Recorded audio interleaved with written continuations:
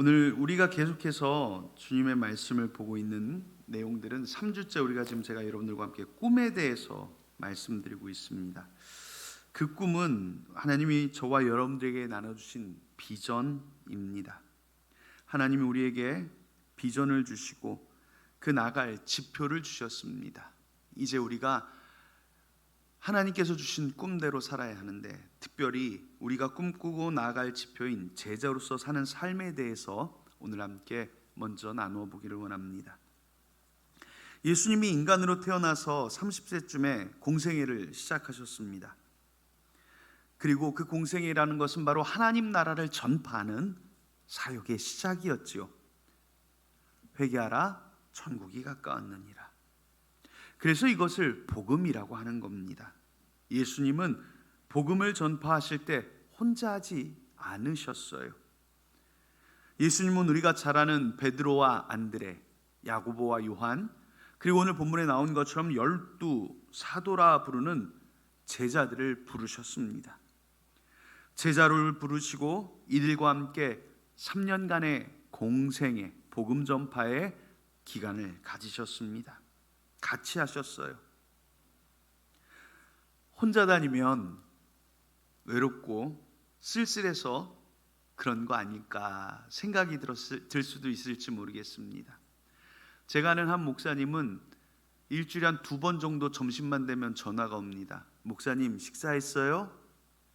예? 아니요? 그러면 밥 먹읍시다. 그리고 여기까지 와요. 그분이요, 이 경상도 사나이인데 절대 못하는 게 하나 있어요. 혼자 밥을 못 먹어요. 혼자 밥을 못 드세요. 그래서 저기 어디에요? 그 구로동에 계신데 여기까지 점심 먹으러 와요. 그리고 밥 먹고 가요. 다시 일하러. 와서 또 밥은 얼마나 빨리 먹는지요? 3분이면 다 먹어요. 3분 먹을 걸 왜 오는지. 예수님도 그렇게 혼자인 게 심심하고 외로워서 12제자를 불렀을까요? 그런 게 아니지요. 예수님은 스스로가 십자가에 달려 죽어야 함과 부활로 하늘에 올라갈 것을 미리 아셨기에 예수님은 당신이 이 땅을 떠나신 후에도 이 세상에 복음 사역을 감당할 사람들을 남겨두기를 원하신 거예요. 그래서 제자들을 데리고 다니면서 3년간 가르침을 통해서 세상에 복음이 전파되고 교회가 계속 세워지기를 바라신 겁니다. 자, 그럼 제자들은 얼마나 배운 거예요? 3년 배웠습니다. 물론 복음의 진수인 예수님을 통해 직접 배웠기에 그 넓이와 높이와 깊이가 대단하겠지요. 하지만 그럼에도 3년간의 가르침은 모든 것을 알기에 분명히 부족한 기간입니다. 그래서 성경에 나타난 제자들의 모습을 여러분들이 자세히 보시면 정말 많은 실수들을 합니다. 오늘 이 자리에 계신 우리 성도들도 오래 믿으셨지요. 수십 년 믿고 사신 분들도 있을 겁니다. 그분들이요, 이 성경에 나타난 제자들보다 나아요. 결코 모자라지 않습니다. 그럼에도 우리는 자꾸 성경을 보면서 우와 사도 베드로, 우와 사도 바울, 우와 사도 요한 하면서 뭐 어떻게 되냐면 부러워하게 됩니다. 그 제자들을 우러러보고 우리는 그와 같이 살지 못하고 있어요. 그래서 우리와 제자들의 모습에서 차이가 조금씩 생깁니다. 우리가 먼저 알아야 될 것은 12사도만이 제자가 아니라는 것입니다. 예수님은 우리 또한 제자로 부르셨습니다. 제자도라는 말은 매우 광범위하고 포괄적인 말이라 한마디로 정의하기는 어렵습니다. 그러면 그 제자라는 건 어떤 사람일까요? 제자라는 말 자체는요, 마테테스라는 헬라어에서 왔는데 이게 배운다라는 뜻을 가진 만타노라는 말에서 명사화된 겁니다. 영어의 disciple이라고 하는 제자라는 말인데 이 단어도 배운다라는 뜻을 가진 라틴어 동사 디스코에서 유래했습니다. 즉 배운 사람이 제자입니다. 선생님을 따라서 배우는 사람들. 그러나 복음서에 나타난 예수님의 제자는 단지 어떤 지식을 습득하는 걸로 끝나지 않았지요. 오히려 예수님의 강한 인격적 관계를 따라 예수님을 믿고 따라 생활하는 가운데 예수님으로부터 전인적인 교육을 받았습니다. 오늘 우리도 성경을 통해 예수님께 배운 저와 여러분 모두가 예수님의 제자입니다. 저와 여러분들 12사도와 다르지 않아요. 그래서 예수님은 분명하게 우리 예본 교회의 성도들이 예수님의 제자로 살기를 원하십니다. 예수님이 꿈꾸시는 것, 우리들이 오늘 이 세상에서 예수님의 복음의 제자로 살기를 원하시는 거예요.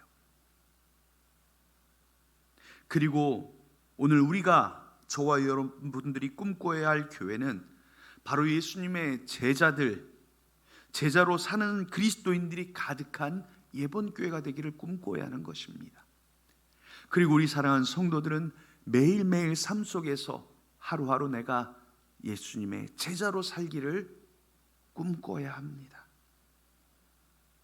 성경에 나타난 제자들의 모습을 우리가 함께 보며 예수님이 원하시는 제자들의 모습을 우리가 함께 알아가고 배워가고 또 그렇게 살기를 축복합니다. 오늘 성경에 나오는 제자들, 이 제자들을 처음 부르신 사건을 보면요, 예수님이 바닷가에서 베드로와 그의 형제 야고보가 어부인데 밤새도록 낚시를 했는데 한 마리를 못 잡았어요. 그때 예수님이 배 오른편에 그물을 내리라 말씀을 하시고 그때 그들이 많은 고기를 잡게 됩니다. 예수님이 베드로와 야고보에게 나를 따르라 말씀하시니 베드로와 야고보, 그리고 그때 베드로와 안드레, 그리고 그때 옆에 있던 야고보와 요한이 예수님을 따르기 시작합니다. 제자란 바로 예수님께 부름받은 사람입니다. 제자들은 예수님께 직접 부름받았습니다. 예수님의 육성으로 나를 따라오라. 우리도 그런 음성 들으면 좋겠죠. 그것도 샘내면 부럽습니다. 그런데요, 여러분, 부러워하지 마세요. 사랑하는 우리 예본교회 성도들도 모두 예수님께 부름받은 사람들입니다. 전혀 다르지 않아요. 하나님은 우리 성도들이 태중에 복중에 짓기 전부터 미리 아셨다고 성경은 말하잖아요. 여러분들의 머리털까지 세신 바 되었다고 성경은 말하잖아요.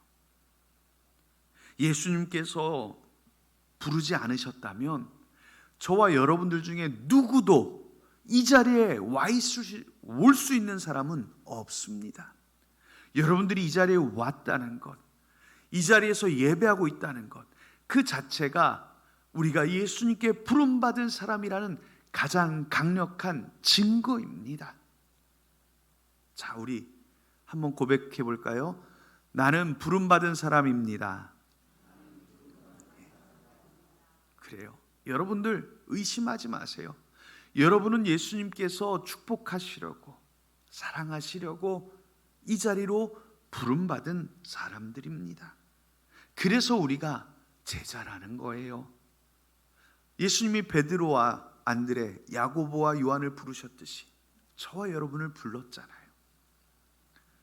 이제 그리고 제자란 그 부르심에 헌신과 순종으로 응답하는 사람입니다.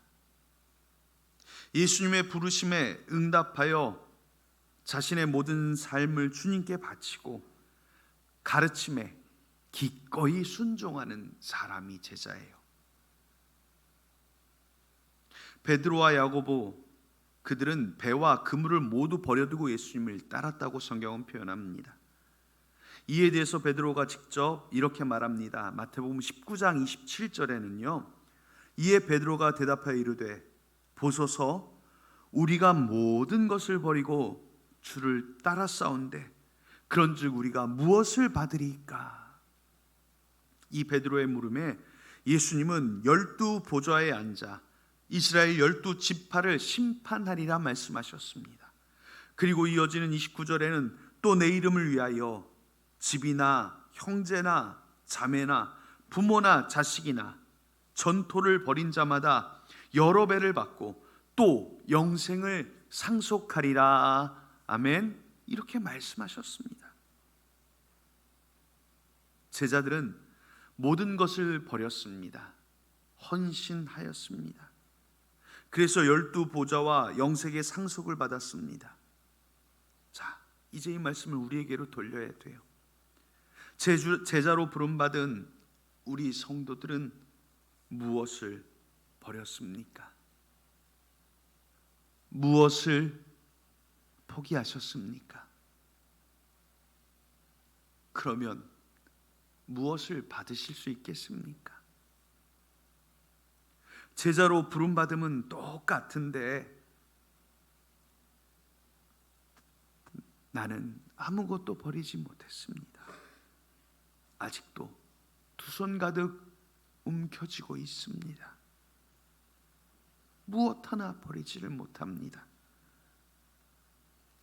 많은 그리스도인들이 여기서 제자로 나가지 못하게 되는 거예요. 자신의 이름을 내려 하는 많은 그리스도인들이 있습니다. 명예를 놓지 못하는 겁니다. 어떤 그리스도인은 예수님을 믿는데 명예를 내려놓지 못합니다. 더 이름을 내고 유명해지려 노력합니다. 또 어떤 그리스도인들은 재물을 움켜쥐고 있습니다. 예전에 제가 부목사로 있을 때 어떤 다른 부목사님이 요만한 일수 가방을 꼭 들고 출근을 하세요. 농담처럼 목사님 일수 찍으러 가요? 그랬더니 통장 가방이에요 그러시는 거예요. 열어봤더니 주택 청약, 무슨 적금, 예금, 통장이 5-6개가 들어있어요. 참 알뜰하다 생각했습니다. 알뜰하다 생각은 했는데 사실 목사님들 페이가 얼마나 됩니까? 늘 모자랍니다. 그런데 그렇게 열심히 저축하며 다니시는 모습이 제 눈에는 속상했습니다. 목회자로서 베풀어도 모자랄 인생인데 움켜쥐고 남는 인생을 살고 있는 그 모습이 조금 속상했습니다. 저축할 수 있지요. 집에다 두시고 하시면 되지. 그걸 굳이 사무실까지 들고 다니셔야 되나? 제가 누구를 판단하겠습니까? 그렇지만 그 모습이 바로 재물을 움켜쥔 모습처럼 보이니 속상했습니다. 자신의 가족을 포기하지 못하는 그리스도인들도 있습니다. 제가 이 예를 들려면 제가 예본교회 우리 교회에 부임할 때 이야기를 좀 해야 합니다. 제 흉일 수도 있겠습니다. 제가 부목사로 열심히 사역하던 중에 담임 목사님하고 식사를 하게 됐습니다. 같이 마주보고 밥을 먹는데 그때 담임 목사님이 저에게 갑자기 송원철 목사님 담임 목회 나가시죠? 라고 말을 하는 겁니다. 예본교회라고 조금 아픔이 있는 교회인데 목사님이 가셔서 잘 보듬어주면 틀림없이 좋은 교회가 될 수 있을 거라고 말씀하시는 겁니다. 어디에 있는 교회인지, 몇 명이 모이는지, 교회 상황은 어떤지,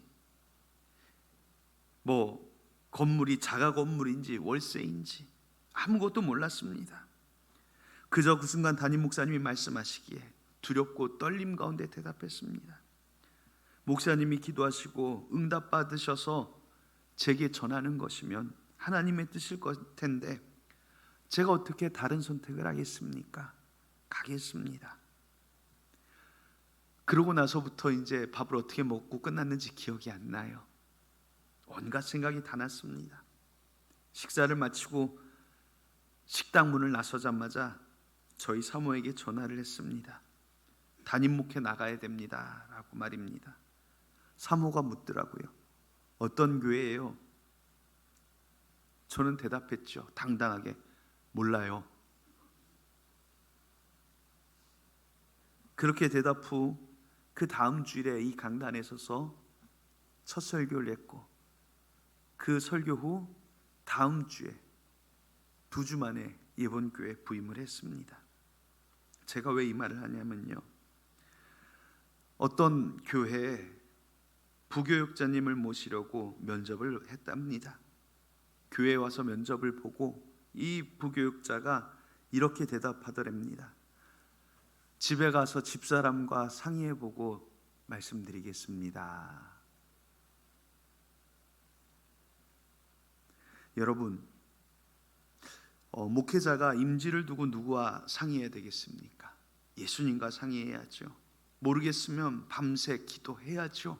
알겠으면 순종해야지요.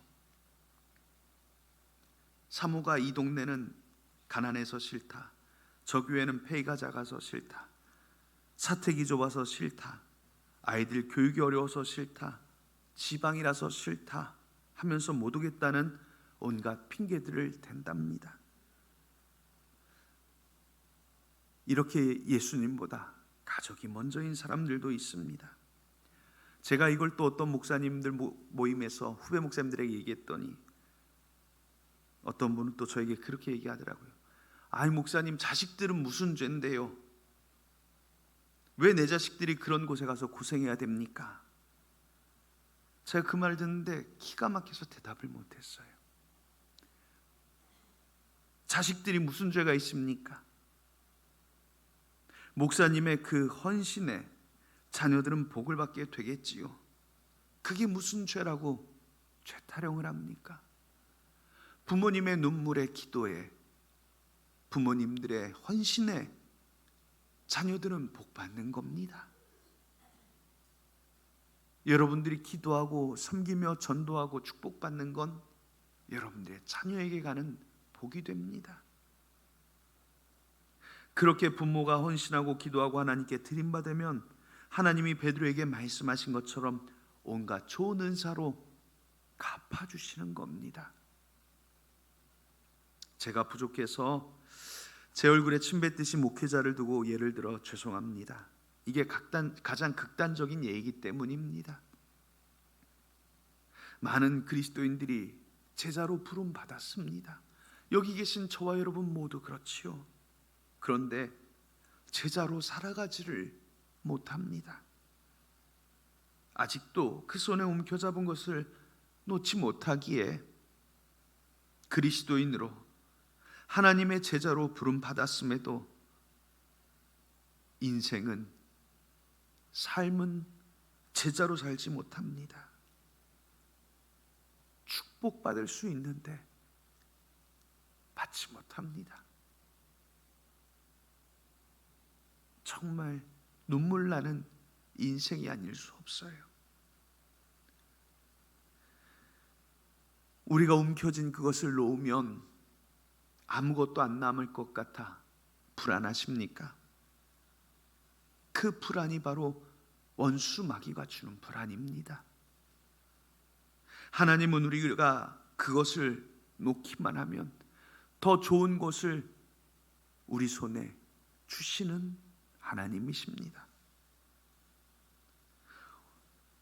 오늘 본문 1절을 보면 이렇게 말씀합니다. 예수께서 그의 12제자를 부르사 더러운 귀신을 쫓아내며 모든 병과 모든 악한 것을 고치는 권능을 주시니라.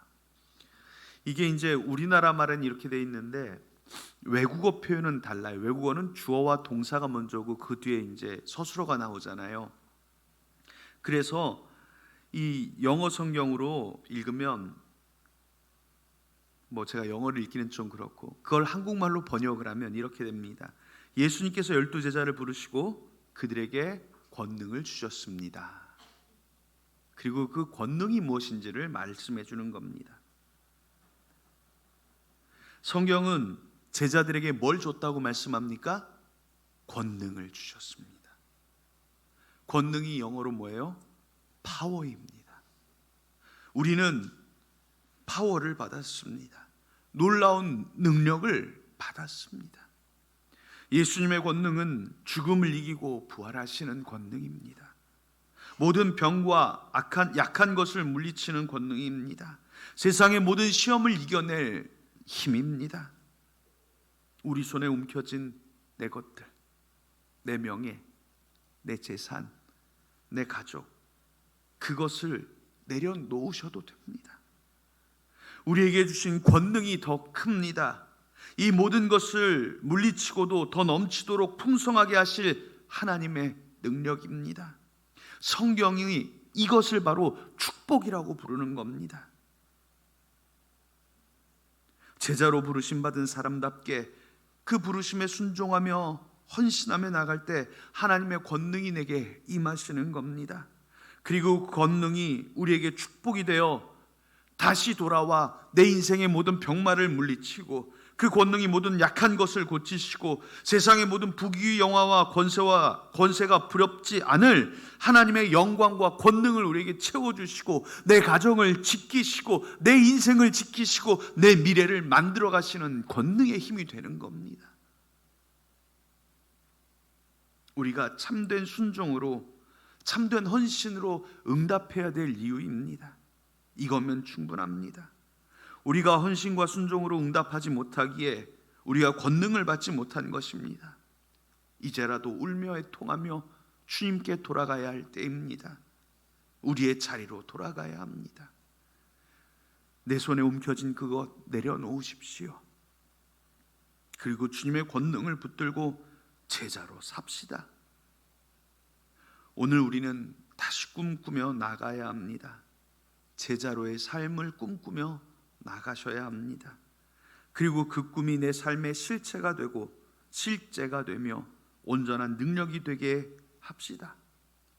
성경은 오늘 본문 2절에 12사도들의 이름을 언급하고 있습니다.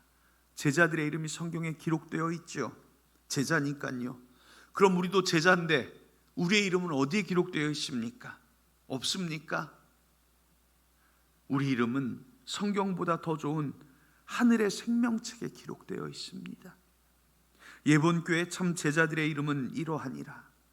그리고 거기에 여러분들의 이름이 하나님 앞에 기록되어 있습니다. 구원받은 영화로운 하나님의 자녀라고 기록되어 있습니다.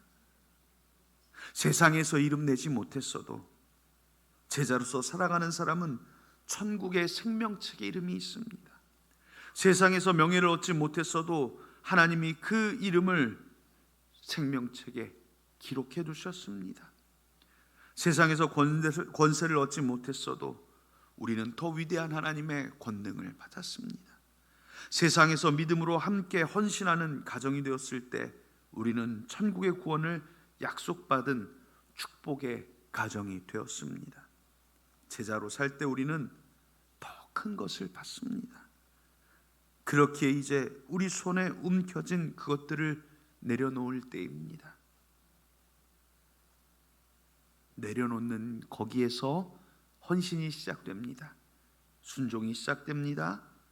그리고 거기에서 헌신이 완성됩니다. 순종도 완성됩니다. 하나님이 꿈꾸시는 나라, 예수님이 꿈꾸시는 교회, 성령님이 꿈꾸시는 성도의 삶이 거기서 시작되고 거기서 완성됩니다. 이제 주님의 부르심에 다시 응답할 때입니다. 제대로 응답하십시오. 예수님이 꿈꾸시던 그 교회로, 그 성도로, 그 제자로 다시 섭시다. 이 한 주간 세상에서 살면서 나는 예수님 앞에 어떻게 헌신하고 순종하고 있는지 돌아봅시다. 그리고 제자들처럼 모든 것을 버리고 주를 따랐나이다.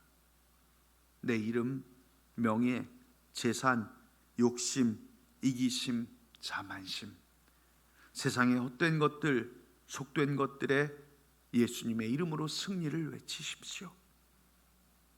이 한 주간 우리 함께 참 제자의 모습으로 세상을 살고 참 제자들의 공동체인 교회를 세워가며 서로가 서로를 살아갈 수 있도록 응원하고 붙들어주는 참 제자로서 살게 되기를 예수님의 이름으로 축복합니다. 기도하겠습니다. 하나님, 우리가 오늘 제자로 부름받았음을 들었습니다. 이제 우리가 제자로서 응답하기를 소망합니다. 하나님 원하시는, 예수님 기뻐하시는 참 제자로 살게 하여 주시옵소서. 하나님 복 주시는 주의 권능 받는 제자로 살아 이 땅 가운데 하늘의 은사를 체험하고 능력을 체험하며 주의 축복 속에 살아가는 우리 성도들 되게 하여 주시옵소서. 삶의 자리마다 임하여 주사 모든 문제를 제하여 주시고 악한 것들을 물리쳐 주시며 병마를 치유하여 주시고 성도들의 마음마다 하늘로서 나는 기쁨의 응답으로 평강으로 능력으로 채워주시기를 예수님의 이름으로 기도합니다. 아멘.